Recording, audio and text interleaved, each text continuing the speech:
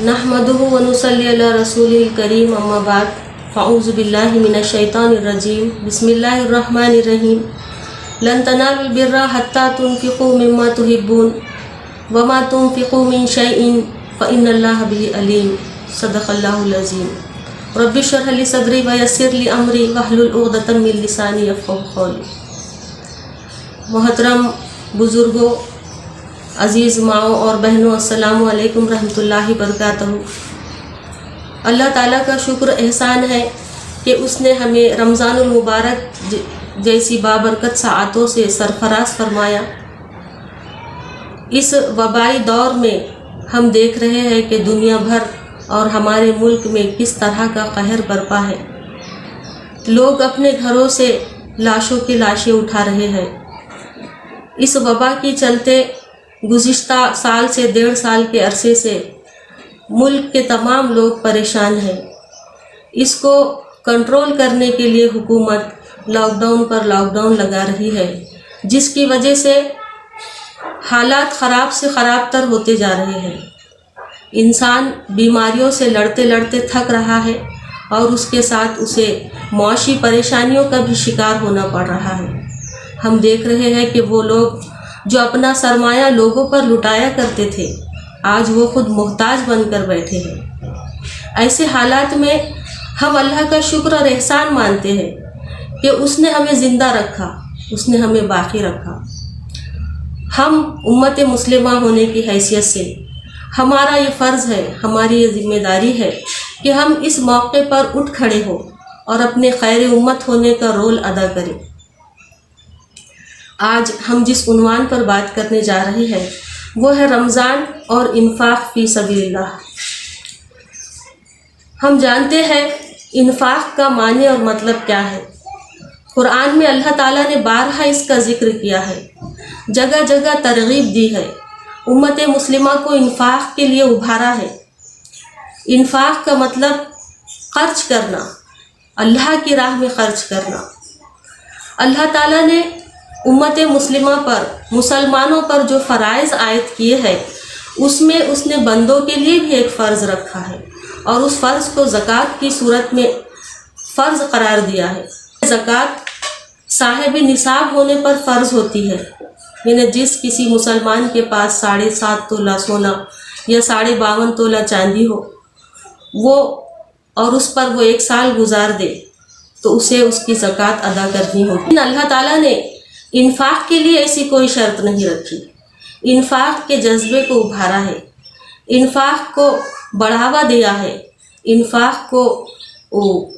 इंसानों में, इन्फाक को मुसलमानों में पैदा करने के लिए मुख्तलिफ़ तरीक़ों से कुरान में उसका तज़किरा किया है। अल्लाह ताला कुरान में फरमाता है, मंज़ल लज़ी युक़रिज़ुल्लाहु क़र्ज़न हसना फ़युज़ाइफ़हु लहु अज़आफ़न कसीरा। तुम में कौन है जो अल्लाह को कर्ज़ हसन दे ताकि अल्लाह ताला उसे कई गुना बढ़ा चढ़ा कर वापस करे। ज़कात में जो अल्लाह ताला ने 8 मदात रखी है उनमें भी एक मद इन्फाक फ़ी सबीलिल्लाह है, यानी अल्लाह की राह में ख़र्च करना। ज़कात की जो 8 मदें हैं, जैसे फ़ुक़रा है, फ़कीरों के लिए, गरीबों के लिए। दूसरे मिस्कीन है जो मोहताज है, उसमें बेवाएँ हैं। तीसरे आमिलीन के लिए जो सदक़ात के जमा करने पर मामूर हो। चौथे तालीफ़ क़ल्ब के लिए। पाँचवें गर्दनों के छुड़ाने के लिए, कैदियों के लिए। आज भी हम देखते हैं कि आज भी ऐसे कई नौजवान हैं जो बिला कसूर जेलों में बंद पड़े हैं और उनके अइज़्ज़ा व अक़रबा उनको छुड़ाने का कोई ज़रिया नहीं रखते हैं, वो माली हैसियत नहीं रखते कि उनको इन क़ैद से रिहाई दिलाई जा सके। फिर कर्ज़दारों की मदद के लिए और इन्फाक फ़ी सबीलिल्लाह, राह खुदा में ख़र्च करने के लिए, और मुसाफिरों के लिए कि मुसाफिर अगर चेके बहुत मालदार क्यों ना हो लेकिन सफ़र पे वो ज़रूरत भर सामान ही रखता है, अगर वो उसका सामान चोरी हो जाए या उसको ज़्यादा दिन क़याम करना हो تو اس کا جو ساتھ کا زیادہ سفر ہے وہ ختم ہو جائے تو وہ بھی محتاج بن جاتا ہے، اس پر بھی زکوٰۃ کی رقم خرچ کی جا سکتی ہے۔ تو اللہ تعالیٰ نے انسانوں کی آسانی کے لیے، اپنے بندوں کے لیے اس طرح سے زکوٰۃ کو رکھا ہے کہ وہ زکوٰۃ دے کر انسان کے مالوں کو پاک کرتا ہے، زکوٰۃ کو جو فرض قرار دیا ہے۔ تو اس فرض کی ادائیگی ہر مسلمان پر لازم ہے جو صاحب نصاب ہو، ہر صاحب نصاب پر لازم ہے۔ حضرت ابوبکر صدیق رضی اللہ تعالیٰ عنہ کے تعلق سے ہم جانتے ہیں کہ اپنے دور خلافت میں وہ کہتے تھے کہ اگر کسی نے اللہ کی راہ میں زکوٰۃ دینے سے، اگر ایک ستلی کا توڑا بھی دینے سے روکے رکھا، اپنے آپ کو بیت المال میں جمع کرنے سے روکے رکھا، تو میں اس کے خلاف اعلان جنگ کرتا ہوں۔ تو یہ جو زکوٰۃ دینا انسانوں پر، مسلمانوں پر اللہ نے فرض کیا ہے، اس فرض کی ادائیگی لازماً کرنی ہی ہے۔ اس فرض کی ادائیگی کے ساتھ انسان اپنے مالوں کو پاک کرتا ہے۔ اس میں بھی خواتین نے بھی خاص طور سے خیال رکھنا چاہیے کہ وہ جو زیور، وہ جو سونا چاندی استعمال کرتی ہے تو کیا اس کی زکوٰۃ وہ دے رہی ہے یا نہیں دے رہی ہے، اس کے تعلق سے بھی وہ چاق و چوبند رہے، اس کے تعلق سے بھی وہ کوشش کرے کہ وہ اگر اس کا شوہر، اس کا باپ، اس کا بھائی وہ جو سونا پہنتی ہے اس کی زکوٰۃ ادا نہیں کر رہا تو اس خاتون پر ذمہ داری ہے کہ وہ اس مال کی زکوٰۃ دے۔ اگر وہ اس کے لیے اپنے پاس کوئی روپیہ پیسہ، کوئی سرمایہ نہیں رکھتی تو انہی سونے چاندی سے کوئی وہ چیز جو زکوٰۃ کی رقم بھر بیٹھتی ہے اس کو فروخت کر کے اسے زکوٰۃ دینی ہوگی۔ بہرحال زکوٰۃ فرض ہے۔ انفاق فی سبیل اللہ کے تعلق سے جو ہم آج اس موضوع پر بات کر رہے ہیں، تو اس رمضان میں خاص طور سے اور ہر رمضان میں بھی، کیونکہ لوگ اس رمضان میں اللہ تعالیٰ جو ہر نیک عمل کا ثواب 70 سے 700 گنا تک کی روایتیں ملتی ہے کہ اس کا ثواب بہت زیادہ بڑھا دیا کرتا ہے، کہ ہر نیک عمل کا کئی گنا اللہ تعالیٰ اجر و ثواب دیتا ہے۔ تو اسی لیے مسلمان خاص طور سے رمضان کے مہینے میں اپنے مالوں کو خرچ کرتے ہیں، انفاق فی سبیل اللہ کا کام کرتے ہیں۔ ہم دیکھتے ہیں کہ صحابہ کی کیا کیفیت تھی۔ اس میں سے ابو دہدہ رضی اللہ تعالیٰ عنہ نے کیا کیا؟ ابو دہدہ نے جب اللہ کے رسول صلی اللہ علیہ وسلم سے ان آیتوں کو سنا تو آپ نے وسلم کا ہاتھ اپنے ہاتھوں میں لیا اور فرمایا، یا رسول اللہ، میں نے اپنا باغ اللہ کو قرض حسنہ دیا، اور وہاں سے اٹھے اپنے گھر کو چلے، اسی باغ میں چلے جہاں ان کا گھر بھی تھا، جہاں وہ اپنے اہل خانہ کے ساتھ رہتے تھے۔ انہوں نے باہر ہی سے صدا لگائی، اے دہدہ کی ماں، باہر چلی آؤ۔ میری بہنوں، اس وقت جو دہدہ کا جو جملہ تھا، جو الفاظ تھے، حیرت انگیز ہے۔ حیرت انگیز ہے اس خاتون کا جواب کہ جس کے شوہر نے اپنا پورا سرمایہ راہ خدا میں وقف کر دیا، وہ کیا جواب دیتی ہے؟ وہ جواب سننے سے تعلق رکھتا ہے کہ حضرت ابو دہدہ کی ماں کہتی ہے کہ اے ابو دہدہ،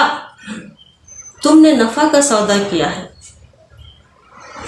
تو یہ مثالیں ہیں کہ اللہ تعالیٰ نے جب قرض حسنہ، انفاق فی سبیل اللہ، اس کا تذکرہ کیا ہے، قرآن میں اس کے لیے ابھارا ہے، تو ہم دیکھتے ہیں کہ کس طرح صحابہ کرام کا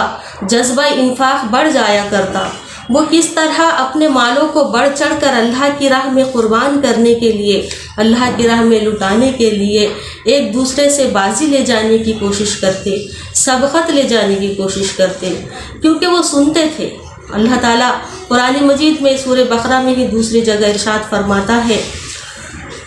کہ مثل الذین ينفقون اموالهم فی سبیل اللہ کمثل حبۃ انبتت سبع سنابل، کہ جو لوگ اپنے مال اللہ کی راہ میں خرچ کرتے ہیں، ان کے خرچ کی مثال ایسی ہے جیسے ایک دانہ بویا جائے اور اس سے 7 باندیں نکلے۔ اور ہر بال میں 100 دانے ہوں۔ اللہ کے نبی صلی اللہ علیہ وسلم سے مروی حدیث ہے، حضرت ابو ہریرہ رضی اللہ تعالیٰ عنہ اس کے راوی ہے، بخاری کی حدیث ہے، جس میں اللہ کے نبی صلی اللہ علیہ وسلم فرماتے ہیں کہ اللہ تعالیٰ فرماتا ہے کہ تم خرچ کرو، میں تم پر خرچ کروں گا۔ تو یہ قرآن کی آیتیں اور یہ احادیث مبارکہ صحابہ کرام کے جذبہ انفاق کو بڑھا دیا کرتی، اور وہ ایک دوسرے سے بڑھ چڑھ کر اپنا مال راہ خدا میں وقف کیا کرتے، راہ خدا میں خرچ کیا کرتے۔ ایسی بے شمار مثالیں ہم کو تاریخ میں دیکھنے کو ملتی ہیں۔ ہم کئی واقعات جانتے ہیں، حضرت عمر رضی اللہ تعالیٰ عنہ کا جذبہ کہ وہ سوچتے کہ آج میں ابو بکر پر بازی لے جاؤں گا، لیکن جب پہنچتے تو معلوم ہوتا کہ حضرت ابو بکر تو اپنا پورا کے پورا سرمایہ لے آئے ہیں۔ حضرت عثمان رضی اللہ تعالیٰ عنہ، حضرت عبد الرحمن بن عوف، صحابیات کرام، امہات المومنین، حضرت زینب رضی اللہ تعالیٰ عنہا کا جو جذبہ انفاق تھا، وہ جس طرح غریبوں کی دستگیری فرماتی، ان کے لیے ان کا خیال کرتی، ان کے لیے اپنے مال کو لٹاتی، تو ان کا نام ہی، ان کا لقب ہی ام المساکین پڑ گیا تھا۔ حضرت عائشہ رضی اللہ تعالیٰ عنہ کہ جب ان کے پاس حضرت معاویہ نے 1,00,000 درہم بھیجے تو انہوں نے اس کو دن بھر میں ہی راہ خدا میں وقف کر دیا۔ اس وقت وہ روزے سے تھی تو افطار کے لیے بھی کچھ نہیں رکھا۔ یہ جو انفاق کا معاملہ ہے، ہم دیکھتے ہیں صحابہ کے دور میں آپ صلی اللہ علیہ وسلم کے تعلق سے کہ ان کا معاملہ خاص طور سے رمضان اور انفاق سے جڑا ہوا نہیں تھا، بلکہ وہ انفاق کا معاملہ سال بھر کیا کرتے تھے۔ ان کے لیے کوئی مہینہ اور کوئی دن ایسا نہیں تھا کہ جس کو وہ یہ سمجھتے کہ اسی مہینے میں وہ انفاق کریں گے، نہیں، بلکہ خاص طور سے یہ بات تھی کہ رمضان کے مہینے میں زیادہ سے زیادہ انفاق کرتے۔ تیز ہواؤں کے جھونکے، اللہ کے نبی صلی اللہ علیہ وسلم کے تعلق سے آتا ہے کہ وہ تیز ہواؤں کے جھونکے کی مانند ہو جاتے اور بہت زیادہ انفاق کرتے، بہت زیادہ صدقہ و خیرات اور اللہ کی راہ میں خرچ کرنے والے بن جاتے۔ یہ جذبہ، یہ جو تاریخ کی جو مثالیں ہیں، یہ جو عظمت کی مثالیں ہیں، ہمارے اسلاف نے بھی قائم کی ہے۔ آج بھی ہم جس دور میں جی رہے ہیں، ایسے کئی لوگ ہیں، ایسے کئی افراد ہیں جو اللہ کی راہ میں اپنا سرمایہ لٹاتے ہیں، اللہ کی راہ میں بے دریغ خرچ کرتے ہیں، اور اس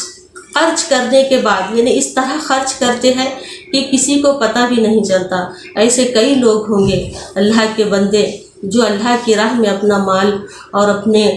وقت کو، اپنی صلاحیتوں کو قربان کرنے والے ہیں۔ ہم کو قرآن کی جو آیتیں ہیں اور یہ صحابہ اور اسلاف کے جو تذکرے ہیں، یہ جو عظمت کی مثالیں ہیں، یہ ہمیں اس کا تذکرہ کرنا، اس کے دروس لینا، اس پر تقریریں کرنا، اس کو سننا اور سنانا،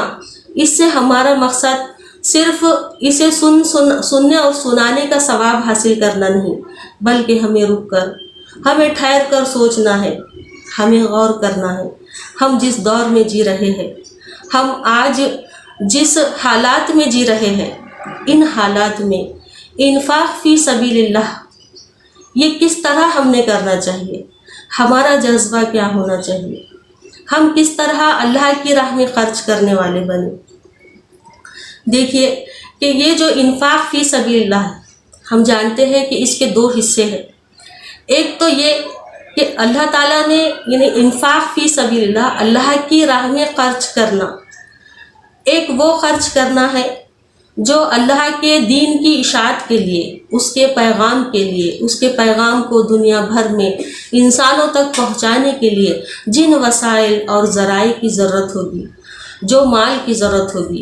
اس مال میں، اس مد میں اس کو لگانا، اس جگہ اس کو خرچ کرنا تاکہ اللہ کا دین سر بلند ہو، تو یہ ایک انفاق ہے، اللہ تعالیٰ کو یہ محبوب ہے۔ اسی طرح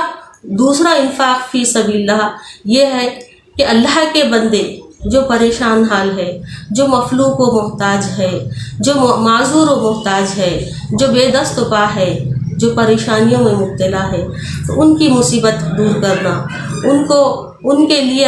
اپنا مال جو اللہ نے نوازا ہے ان کے لیے خرچ کرنا، یہ انفاق فی سبیل اللہ کی دوسری قسم ہے۔ تو اللہ تعالیٰ کو دونوں بھی محبوب ہے۔ ہمیں دیکھنا یہ ہوگا کہ ہم کس طرح کے حالات میں جی رہے ہیں، ہمیں کن چیزوں پر خرچ کرنا ہے۔ ہم آج کے جو حالات ہیں ہمیں ان دونوں جگہ خرچ کرنا ہے۔ آج جو وقت ہے، جو حالات ہے، اسلام کو لے کر جو غلط فہمیاں دنیا بھر میں پھیلائی جا رہی ہے، جس طرح اس کو ہر طرح سے مسلمانوں کو، مسلم خواتین کو مظلوم بتایا جا رہا ہے، تو اسلام کی ایک خراب شبیہ لوگوں کے سامنے پیش کی جا رہی ہے۔ ایسے وقت میں ضرورت ہے کہ ہم اسلام کی سچی تصویر، اسلام کی صحیح تصویر دنیا کے سامنے پیش کریں، اور اس پیش کرنے کے لیے مختلف تنظیمیں، مختلف جماعتیں، تحریکات اور کچھ انفرادی اور اجتماعی طور پر لوگ جو کام کرتے ہیں، تو اس میں جو کچھ بھی ہم لگا سکتے ہیں اپنے مال کا حصہ وہ ہم لگائیں۔ ان کے ساتھ مل کر ہم اپنی صلاحیتوں کا جو حصہ لگا سکتے ہیں، ان کے ساتھ مل کر ہم اپنے وقت کا جو حصہ لگا سکتے ہیں، ہم نے بالکل لگانا چاہیے۔ اب دوسری قسم جو ہے کہ آج یہ جو کورونا وبا کے باعث ملت، نہ صرف ملت بلکہ پوری دنیا کے لوگ جس طرح کی پریشانیوں کا شکار ہے، جس طرح کے مصائب و آلام میں دوچار ہے، تو ہماری یہ ذمہ داری ہے ایک خیر امت ہونے کے ناطے کہ ہم ان پریشانیوں کو دور کرنے والے بنیں، ان کو ان تکلیفوں سے نکالنے والے بنیں۔ اب جو حالات ہے یہ ایسے حالات ہے کہ ہر انسان پریشان ہے، لوگ اپنے گھروں میں محصور ہو کر رہ گئے ہیں، ان کے گھروں میں بند ہونے کی وجہ سے ذہنی امراض کا شکار ہے، لوگ جو اپنے گھروں سے میتیں اٹھا رہے ہیں، لوگ اپنے گھروں سے بیماروں کو دواخانوں میں لے کر پھر رہے ہیں، ان کو بیڈ نہیں مل رہے ہیں، ان کو انجیکشن نہیں مل رہے ہیں، ان کو مختلف جو طبی امداد ہے وہ بر وقت نہیں پہنچ پا رہی ہے، تو اس وجہ سے بیمار پریشان اور بیمار کے متعلقین پریشان۔ ایسے وقت میں وہ لوگ جو اپنے رشتہ دار ہو، پڑوس ہو، محلے کے ہو، تو ان کی خبر گیری کرنا ہماری ذمہ داری ہے۔ یہ ہم یہ یاد رکھنا ہوگا کہ ہمیں انسانوں سے دوری بنائے رکھنا ہے ان حالات میں، لیکن انسانیت سے دوری نہیں بنانی ہے۔ ہمیں انسانوں کا درد بانٹنا ہوگا۔ ہم گزشتہ سال بھر میں جو واقعات، جس طرح کے دل دہلا دینے والے واقعات رونما ہوئے ہیں، تو اس سے ہم نے عبرت لینی چاہیے کہ کس طرح لوگوں نے کچھ ایسا بھی ہوا کہ اپنوں کی لاشوں کو لوگوں نے لاوارث چھوڑ دیا، اور کہیں ایسا ہوا کہ لوگوں نے دوسروں کی لاشوں کو اپنے ہاتھوں سے اٹھایا، غسل دیا، ان کی تدفین، ان کی تجہیز و تدفین کا کام کیا۔ ان حالات میں خواتین نے اپنے اطراف کی خواتین کی بھی خبر ہم کو رکھنی ہوگی کہ ہر رمضان تو ہم اپنی تیاریوں میں، اپنی خوشیوں میں اپنے لیے زیادہ سے زیادہ ساز و سامان خریدنے کی طرف متوجہ ہوتے ہیں،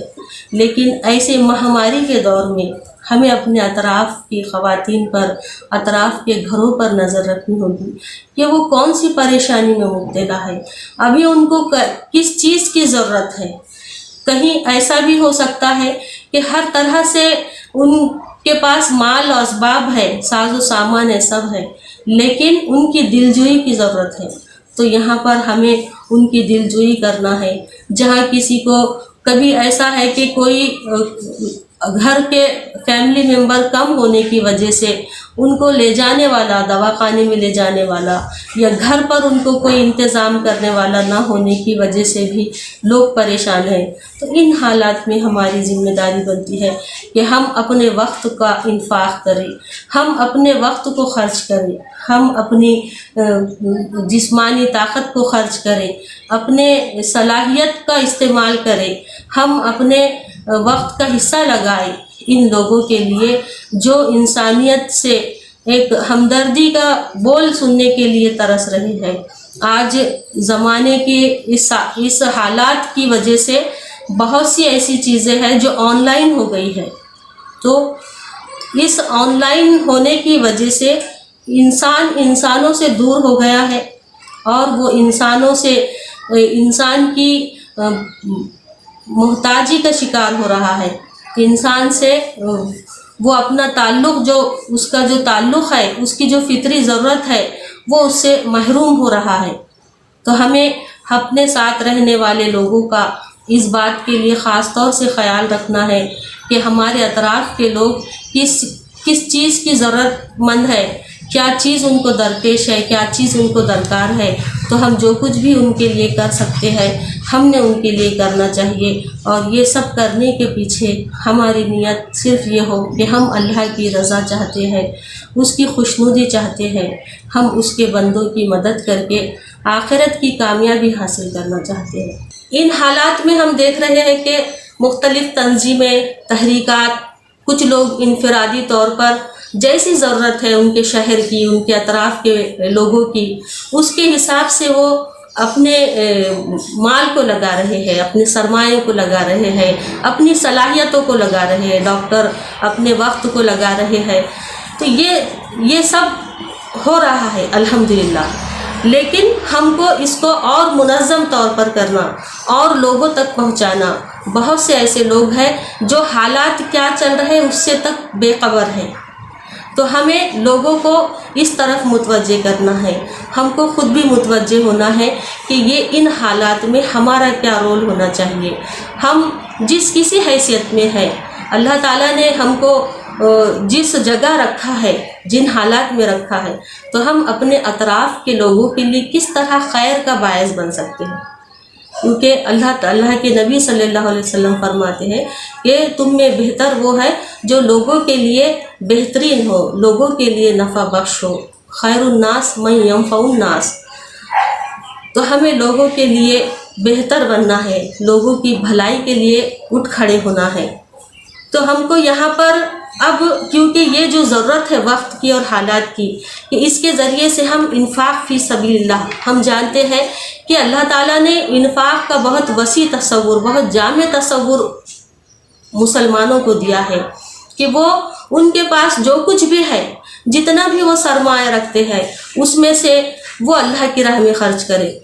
پوچھتے تھے کہ وَيَسْأَلُونَكَ مَاذَا يُنْفِقُونَ، وہ پوچھتے ہیں کہ کیا خرچ کرے. تو اللہ تعالیٰ فرماتا ہے کہ کہو کہ جو کچھ تمہاری ضرورت سے زیادہ ہو وہ اللہ کی راہ میں خرچ کرو. تو جو ضرورت سے زیادہ مال ہے وہ اللہ کی راہ میں خرچ کرنا ہے. جو اللہ نے صلاحیت دی ہے وہ جہاں کہیں کام آتی ہے ان صلاحیتوں کو اللہ کی راہ میں لگانا ہے. جو وقت ہماری ضروریات زندگی پوری کر لینے کے بعد ہمارے پاس بچ رہتا ہے اس وقت کو اللہ کی راہ میں لگانا ہے. تو یہ بھی انفاق فی سبیل اللہ ہے. ہم جب کبھی اللہ کی راہ میں خرچ کریں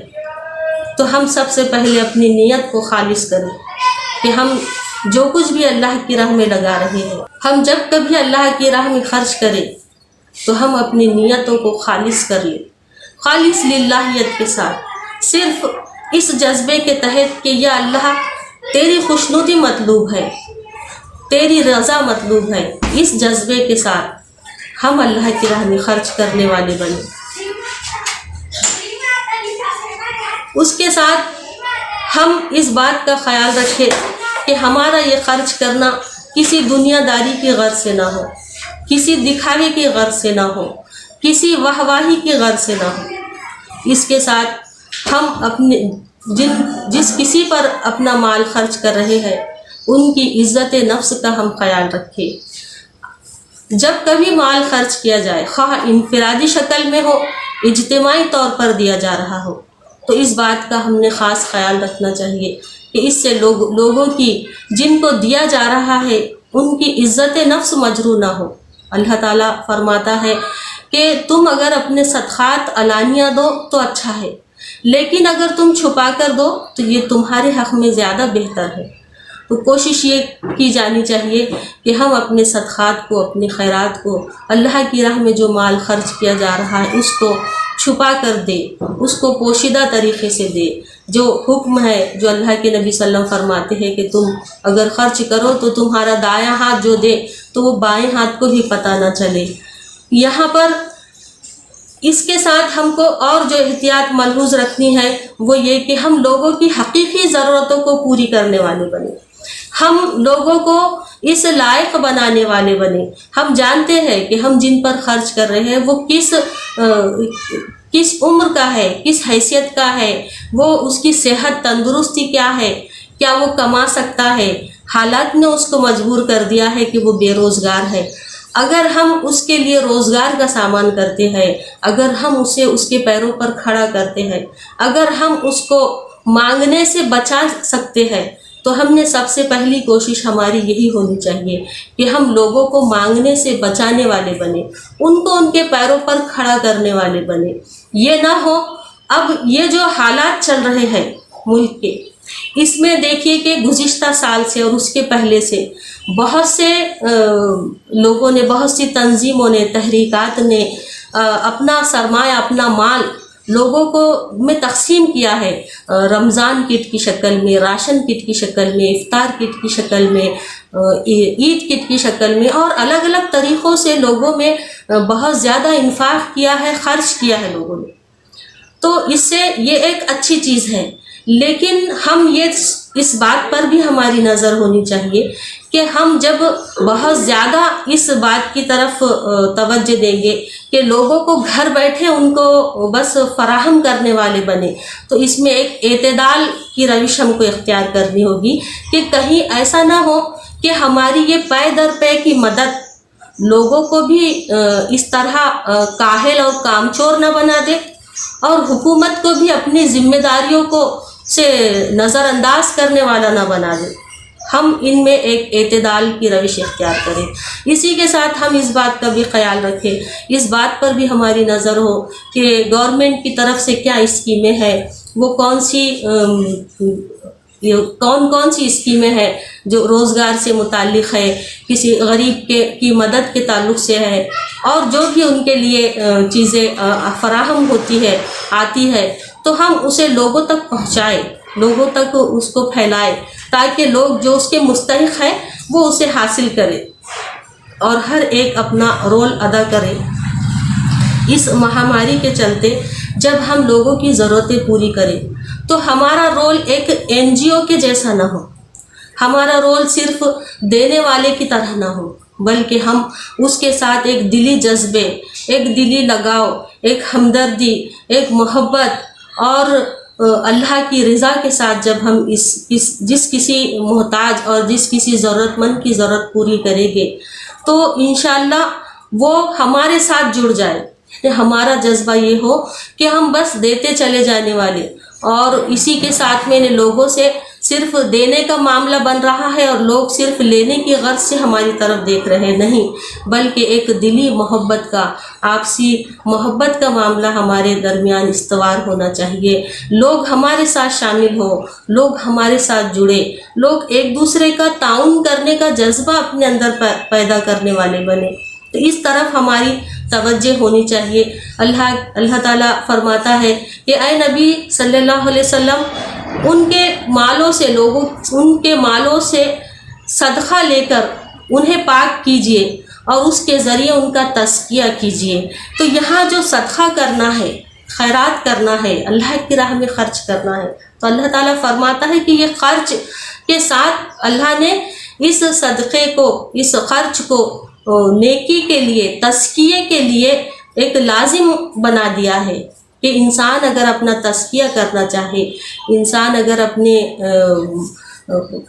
نفس کا تزکیہ کرنا چاہے، پاکیزہ کرنا چاہے، اپنے نفس کو تقوی والا بنانا چاہتا ہے، تو اسے چاہیے کہ وہ اللہ کی راہ میں خرچ کرنے والا بنے۔ تو یہ تزکیہ یعنی ایسا نہ ہو، ہماری نظر اس بات پر ہو کہ دینے والے اپنا تزکیہ کر رہے ہیں لیکن لینے والے ان کے تزکیے کا کیا، ان کی طرف بھی ہماری توجہ ہو، ان کی طرف بھی نظر ہو کہ وہ ہمیشہ لینے ہی والے نہ بنتے رہ جائے۔ اللہ تعالیٰ جو میں نے ابتدا میں آیت پڑھی کہ اللہ تعالیٰ فرماتا ہے لن تنالوا البر حتی تنفقوا مما تحبون، کہ تم نیکی کو ہرگز نہیں پہنچ سکتے تم نیکی کو ہرگز نہیں پہنچ سکتے جب تک کہ اپنے وہ مال اللہ کی راہ میں خرچ نہ کرو جو تمہیں بہت عزیز ہے، جن سے تم محبت رکھتے ہو، اور جو کچھ تم خرچ کرو گے اللہ اس سے بے خبر نہ ہوگا۔ یعنی اللہ کی راہ میں اگر انسان جو کچھ خرچ کرتا ہے، اور بالخصوص وہ مال خرچ کرتا ہے جسے وہ عزیز رکھتا ہے، جسے وہ پسند کرتا ہے، تو اللہ تعالیٰ اس سے، اللہ فرما رہا ہے کہ اس سے بے خبر نہیں ہوگا کہ وہ کس نیت اور کس جذبے سے بندے نے اللہ کی راہ میں خرچ کیا ہے۔ تو یقیناً اگر وہ مخلصانہ جذبہ ہوگا، وہ جذبہ اللہ کی خوشنودی کا ہوگا، وہ جذبہ آخرت کی کامیابی کا ہوگا، تو ضرور اللہ تعالیٰ اس جذبے کے صلے میں، اس جذبے کے بدلے میں انسان کو اس انفاق کا بہترین اور بھرپور بدلہ عطا فرمائے گا۔ تو اللہ تعالیٰ سے دعا ہے کہ ان حالات میں ہم کو اللہ تعالیٰ اس مہاماری کے دور میں اللہ آگے بھی ہماری امت مسلمہ کی تمام انسانوں کی حفاظت فرما۔ اگر یہ عذاب ہے تو ہمیں ہمارے گناہوں کو معاف فرما، اس عذاب کو ہم سے ہٹا دے، اور یہ آزمائش ہے تو ہم کو اس میں ثابت قدم رکھ، ہماری حفاظت فرما۔ یا اللہ تعالیٰ اس ماہ رمضان میں ہم جو کچھ بھی نیک اعمال کر رہے ہیں، جو ٹوٹی پھوٹی عبادت کر رہے ہیں، تو ان عبادتوں کو قبول فرما، ہمیں زیادہ سے زیادہ تیری راہ میں جد و جہد کرنے والا، تیرے بندگان کی خدمت کرنے والا بنا۔ ہماری دعاؤں کو قبول فرما، ہماری لغزشوں کو معاف فرما۔ وآخر دعوانا ان الحمد للہ رب العالمین۔